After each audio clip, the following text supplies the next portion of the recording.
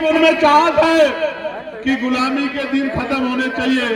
मैं एक बात आपको बताना चाहता हूं, इस देश में कौन हमारा अपना है, कौन पराया है, किसने हमें क्या दिया है और किसकी वजह से हमें गुलामियों की बेड़ियां सहनी पड़ी है, जब तक मेरा नौजवान नहीं जानेगा तब तक बात आगे नहीं बढ़ेगी। आप याद करो, और मैं जो बात कह रहा हूं आप इसको चेक कर लेना।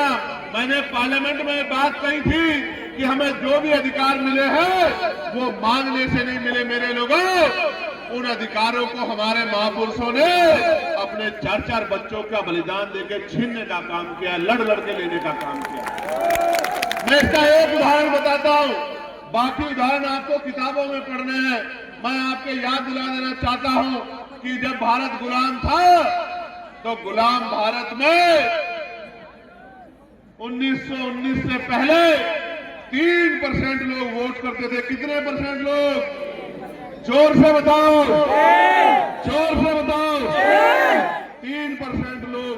फिर मॉन्टेगो चेम्सफोर्ड समिति बनी, उसमें कुछ सुधार करने की बात कही, सुधार भी हुए और 3% से बढ़ के 15% लोगों को वोट देने का अधिकार मिल गया। गौर से सुनना, पहले 3% लोग वोट करते थे, फिर 15% हो गए।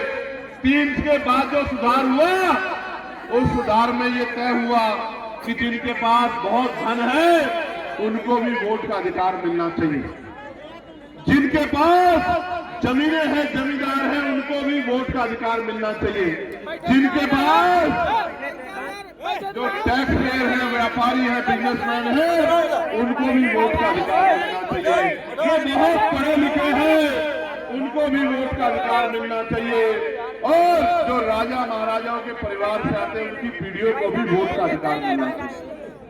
3% से बढ़कर 15% हो गए। 15% लोगों में आपको जानना चाहिए, एक भी दलित, पिछड़ा, आदिवासी और कमजोर वर्ग, गरीब समाज का व्यक्ति नहीं था। मैं बताना चाहता हूं, मीडिया के लोग मुझे सुन रहे हैं, हालांकि दिखाना तो आपको वही है जो आप दिखाना चाहते हैं। मैं कोई ऐसी बात कह दूंगा तो आप कहेंगे चंद्रशेखर ने ऐसी बात कह दी, मगर मैं आज कहूंगा तो जरूर आप सुन लेना, आप सुना देना। मैं आपको बताना चाहता हूं, मैं इतिहास की बात कर रहा हूं, मैं इतिहास का स्टूडेंट हूं, मैं वकील हूं।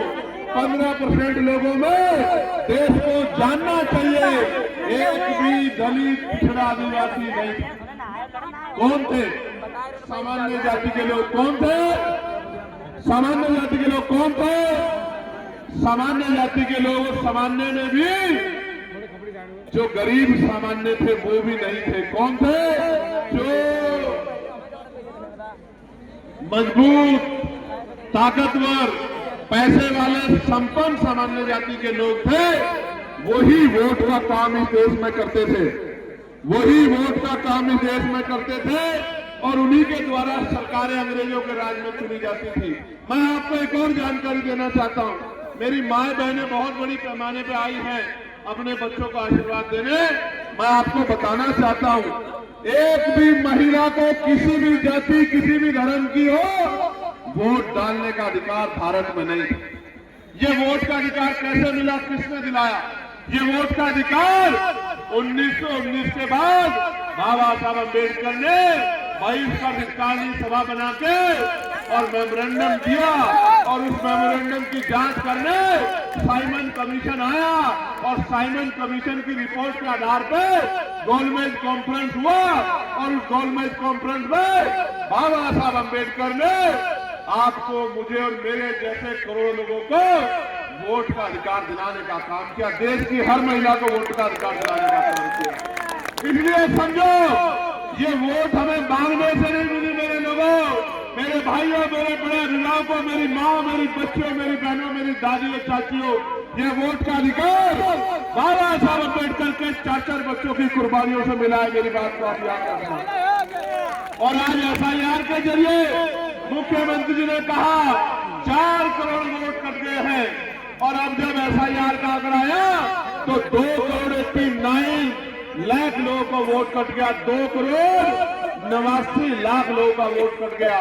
मैं ये पूछना चाहता हूं कि अगर 4 करोड़ वोट की बात मुख्यमंत्री ने कही तो मुख्यमंत्री ने झूठ बोल के प्रदेश को गुमराह क्यों किया कि 4 करोड़ वोट कटे हैं, और अगर 4 करोड़ वोट कटे थे तो ये 1.25 करोड़ वोट किसके हैं जो बढ़ाए गए हैं चुपचाप पिछले दरवाजे से? इसका जवाब उत्तर प्रदेश की सरकार को देना चाहिए।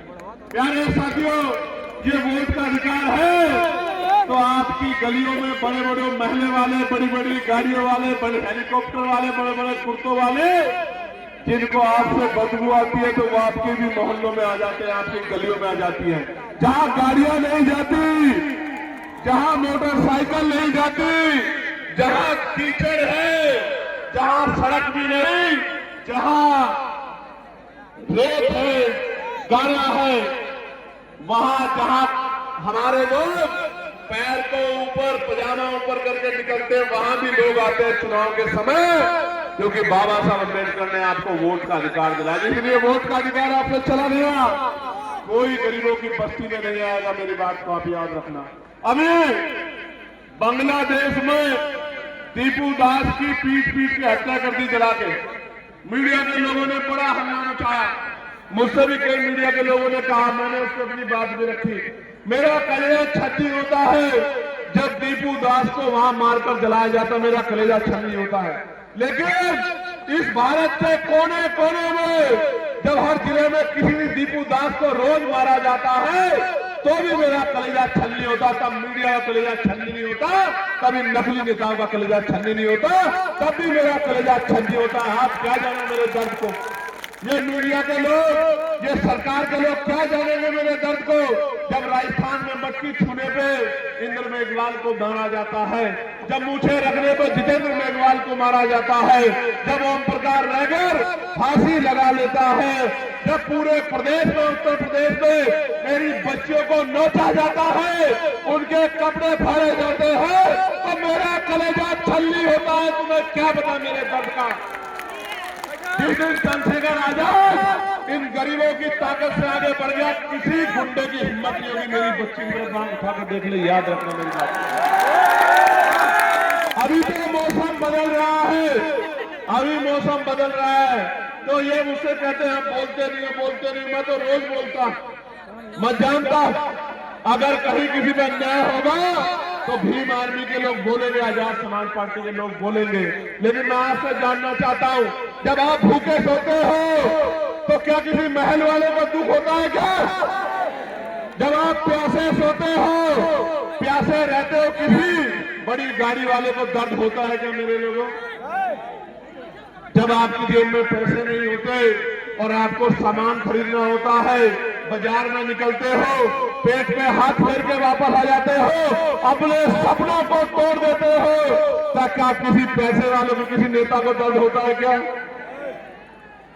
दर्द होता है तो आपके भाई भीम आर्मी के एक सिपाही को दर्द होता है, आजाद समाज पार्टी के एक सिपाही को दर्द होता है। कब तक इस आजाद भारत में ये मेरा शासक समाज कब तक गुलामी का जीवन जिएगा? ये फैसला हमें आज नहीं तो कल करना होगा।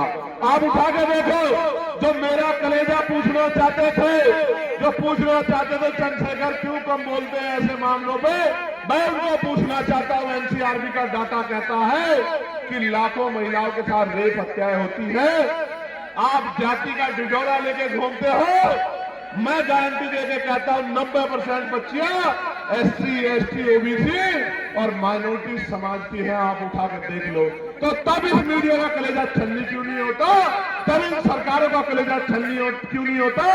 जब कुर्सी में बैठ के और अपराधियों को बचाने का काम करते हो, तब आपका कलेजा छलनी क्यों नहीं होता? प्यारे साथियों, हरदोई लंबे समय से राजनीतिक कमजोरी बहुजन समाज के लिए बनी हुई है, लेकिन मैं आज की शक्ति को देख के कह सकता हूं, मैं सोचता था, मैं माफी चाह रहा हूं, मैं झूठ नहीं बोल पाता। मैं सोचता था पश्चिम में आंदोलन मजबूत है, मैं ऐलान करके कह सकता हूं कि इस मिट्टी पे आंदोलन सबसे ज्यादा मजबूत है। मैं दिल से धन्यवाद करता हूं। प्यारे साथियों, आप ये बताओ,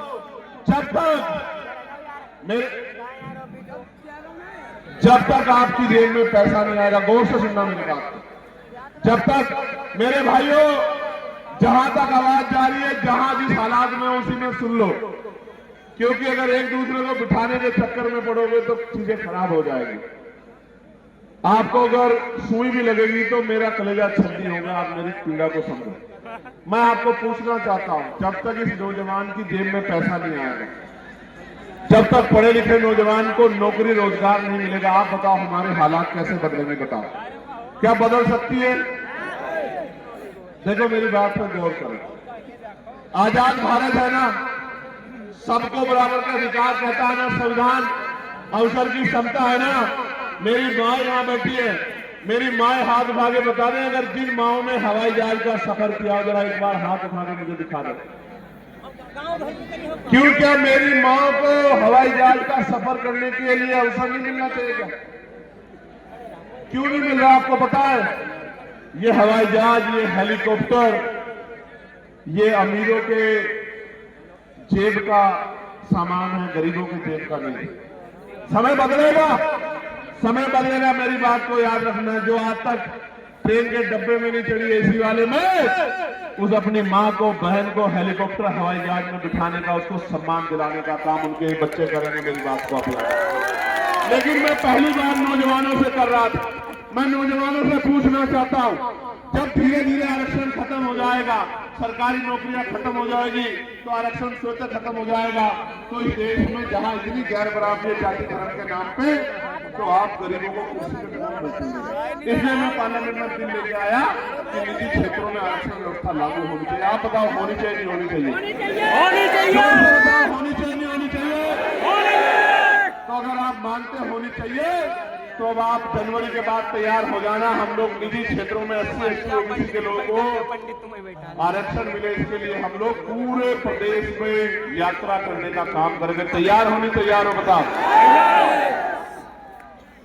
और सुनो, जितना बैकलॉग बाकी है उसको हम लोग भरवाने का काम करेंगे। मेरी बात को आप याद रखें। जब राजकाज बनेगा, बड़े बड़े हाईवे बनते हैं, बड़े बड़े मॉल बनते हैं, जमीन अधिग्रहण की जाती है, मैं आपको विश्वास दिला के कहना चाहता हूं, जैसे आज की सरकार ने बिहार में 1 रुपया लीज पे 100 साल के लिए 1 एकड़ जमीन और हजारों एकड़ जमीन अडानी साहब को देने का काम किया है, तो मेरे अडानी तो आप ही हो। मैं आपको विश्वास दिलाता हूं, राजकाज बनेगा, जिस गरीब पे जमीन नहीं है उसको हम लोग एक्वायर करके जमीन दिलाने का काम करेंगे। मेरी बात को आप याद रखें। यानी कि हर परिवार को रोजगार से जोड़ने का काम करेंगे।